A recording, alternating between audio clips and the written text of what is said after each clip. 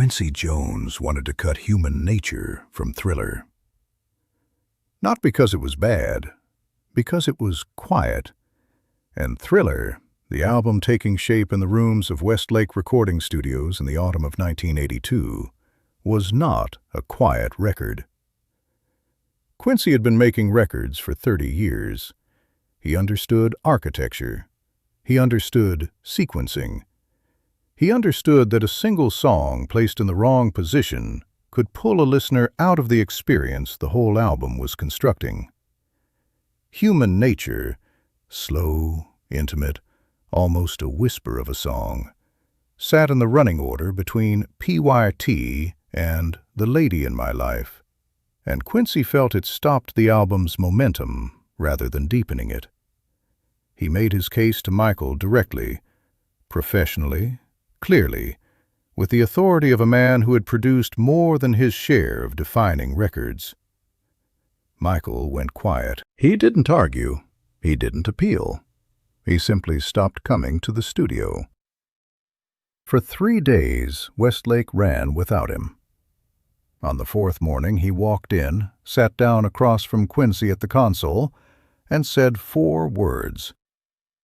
Quincy put the song back on the album. Human Nature had arrived at Quincy Jones's attention through the particular informal channels that governed how songs found their way into major sessions in 1982.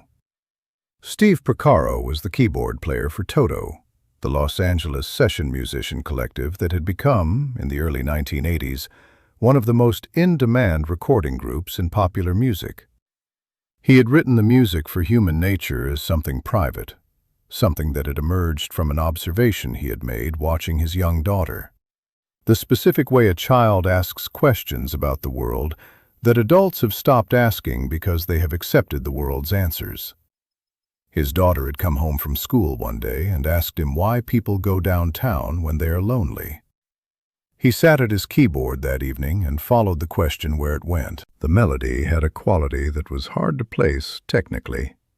Intimate, slightly suspended, built around a chord progression that moved like a question that keeps returning to the same place without being resolved. John Bettis had written lyrics that preserved that quality.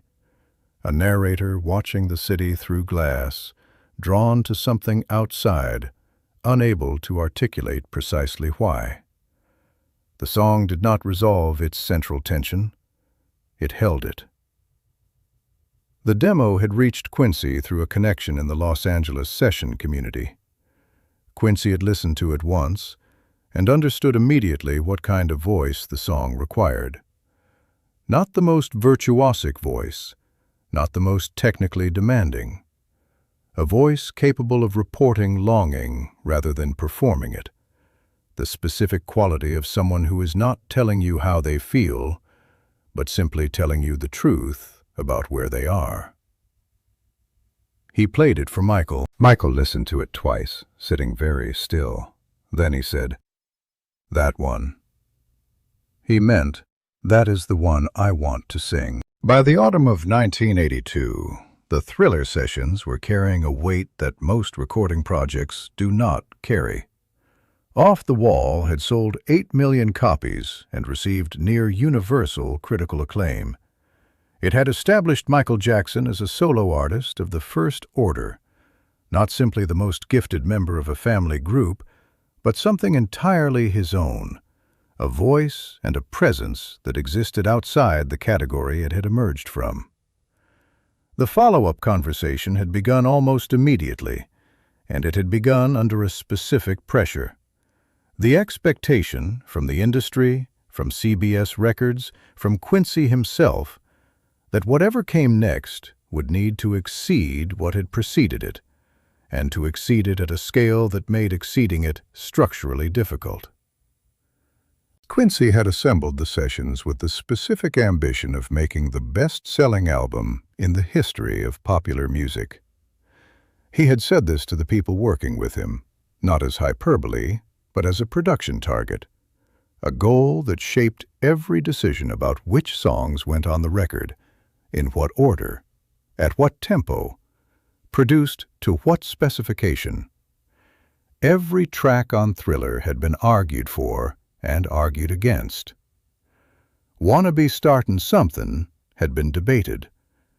Beat It had been pushed hard by Michael against early production resistance. Thriller itself, Rod Temperton's title track, had gone through revisions that consumed weeks.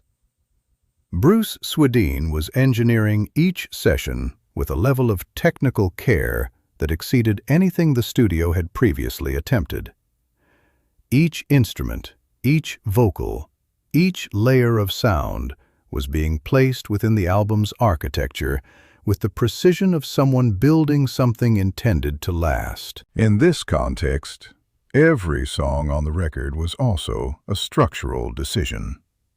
The album was being built the way a building is built, the weight distribution of each element affecting every other. Human nature was, in Quincy's assessment, creating a weight problem. Quincy Jones made his case to Michael in the control room at Westlake on a Tuesday afternoon in October. He was not dismissive about the song. He had chosen it. He had heard what Michael heard in it and had understood why Michael wanted it. But in the sequencing they had settled on, human nature created a specific structural problem. Placed between the mid-tempo urgency of PYT and the closing ballad of The Lady in My Life, it asked the listener to decelerate twice in succession. The album's second half, which had been constructed to maintain momentum through a careful variation of tempo and energy, lost something at that juncture. The flow broke. The architecture that Quincy had spent months building developed a soft spot in exactly the place the record needed to finish strong. He laid this out methodically, not as a judgment about the song's quality in isolation. The song was good, he had chosen it, but as a sequencing problem that did not have a solution within the current running order. He said, "The song is right, the position is wrong, and we don't have another position for it that doesn't create a different problem elsewhere." He had an alternative track ready, a song that could occupy the same slot with a different energy, maintaining the momentum the album needed at that point. The album would be complete. The sequencing would work. The decision was, in Quincy's professional assessment, the correct one. Michael listened to all of this without speaking. He sat in the specific stillness he had. Not the stillness of someone who is not engaged, but the stillness of someone engaged so completely that movement would be a distraction from the receiving. He watched Quincy's face while Quincy explained. He heard every word. He did not interrupt. He did not, at any point, change his expression. When Quincy finished, Michael said, "Let me think about it." He left the studio. He did not come back that day. Michael Jackson's silences were not passive. The people who worked with him closely across his career have described, in various ways, a quality of interior activity that his stillness contained. The sense that behind the absence of visible response, something was being worked through at a level of thoroughness that most people don't apply to their thinking. He did not retreat from arguments. He processed them completely, in the specific interior way of someone who has learned that the first response is rarely the right one, and that the space between hearing something and answering it is where the actual thinking happens. For 3 days, Westlake Recording Studios operated without Michael Jackson in the room. Quincy continued working. There were overdubs to complete, arrangements to refine, the ongoing production work of a complex album that didn't pause because one conversation had gone unresolved. Session musicians came and went. Bruce Swedien continued his meticulous engineering work in the control room. The album moved forward on every track that didn't require Michael's presence. But the question of human nature sat in the air of the control room with the specific quality of an unfinished decision. Quincy had made his case. He believed the case was correct. He also knew, from 6 years of working closely with Michael, that the absence of an immediate response was not concession. Michael had heard the argument. He was working through it in the only way he worked through things that mattered. Alone, completely, without hurry. On the second day, Quincy ran the album sequence without Human Nature, the alternative track, in its position. He listened to it 3 times in the control room alone. The sequencing worked, technically. The momentum held through to the end. He sat afterward in the quiet control room and felt something he couldn't immediately name. He ran the sequence again, this time with Human Nature in. He sat with it for a long time and did not make any notes. Michael came back to Westlake on the 4th morning. He arrived at 9:15, earlier than his usual arrival time, before most of the session staff had come in. Quincy was already in the control room. The album sequence was up on the monitors, the previous day's work loaded and ready. The studio had the early morning quality of a space that has been running continuously and is waiting for the next thing to begin. Michael sat down across the console. He looked at Quincy. He said, "It's the most honest song on the album." 4 words. Not a counter-argument about sequencing, not a rebuttal of Quincy's structural case, not a plea or a negotiation or an appeal to the song's commercial potential. A statement about what the song was, what function it served on the record, why it had to be there, what would be missing if it wasn't. Quincy did not respond immediately. He had been thinking for 3 days about the sequencing problem. He had been thinking in the vocabulary of a record producer, about momentum and architecture, about how a listener's attention moves through a 40-minute album, about the specific engineering of an experience designed to hold and reward that attention from the first track to the last. He had been thinking about all of it correctly, with 30 years of professional expertise behind every conclusion he had reached. Michael had been thinking about something else entirely. Quincy looked at the running order on the monitor. He looked at the position of Human Nature between PYT and The Lady in My Life. He looked at it for a long moment without speaking. He said, "Okay." He did not move the song. The vocal session for Human Nature happened on a Thursday evening in late October. Bruce Swedeen prepared the room with the specific microphone setup he had developed for Michael's voice over the course of the off-the-wall sessions and refined further across the Thriller work. The placement, the precise distance, the frequency response calibrated to capture the full range of what Michael's voice could do when it was operating below the level of visible technique, in the register where it simply reported rather than performed. The headphone mix was set. The track was loaded. The room was quiet in the way that Westlake's vocal booth was quiet. Not silent, but held, the acoustic treatment absorbing everything except what would go to the microphone. Michael went into the booth. He put on the headphones. He looked through the glass at Quincy and Bruce in the control room and gave a small nod, the signal that meant he was ready, and positioned himself at the microphone. The first take was complete and technically precise. Michael's voice found the melody with the ease of someone who has been living with a song long enough that the notes are no longer thought about, but simply arrived at. Every phrase landed where it was supposed to land.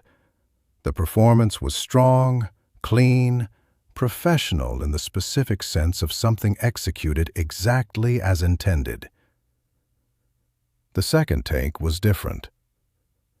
There is a quality in Human Nature, as it exists on the final record, in Michael's vocal performance on that song, that resists precise technical description.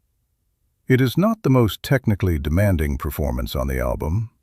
What it has in the specific phrases where his voice moves through the chorus and the bridge, is a quality of transparency, the sense of someone not performing a feeling, but simply reporting their location. The distance between the singer and the song has been set down entirely. What remains is just the truth of where he is. Quincy sat in the control room after the second take and did not speak for a moment. Then he said, "That's the record." He meant the album, not just the track. Thriller was released on November 30th, 1982. It became the best-selling album in the history of recorded music. It spent 37 weeks at #1 on the Billboard 200. It produced 7 top 10 singles. The industry watched its sales trajectory with the specific disbelief that attends events that have no precedent, the numbers outrunning every projection that had been made, including the ambitious ones. Human Nature was never released as a single from the original album campaign. It did not receive the concentrated promotional attention given to Billie Jean, or Beat It, or Thriller. It occupied its position in the running order, between PYT and The Lady in My Life, exactly where Quincy had once argued it would create a momentum problem. In the years after Michael's death in 2009, something happened to Human Nature in the cultural accounting of his work. Critics and fans and musicians who had spent decades with the Thriller album began to identify it as the song they returned to most. Not the most famous track, not the most technically ambitious, not the most commercially successful, the most intimate. The one that sounded, more than any other track on the record, like the person rather than the performer. Quincy Jones has spoken about the Thriller sessions in many interviews across the decades. He has spoken about what was cut, what was added, the specific decisions that shaped the album's final form. He has said, in various ways, that the best decisions he made on that record were the ones he made because Michael refused to accept the version that was merely correct. He said once, "He always knew what the song was for. I knew what the record was for. On Thriller, we needed both. And the record is better because he would not let me be only right." Subscribe if this story stayed with you. Leave a comment. What do you think Michael's 4 words were? Share this with someone who understands the difference between what's correct and what's true.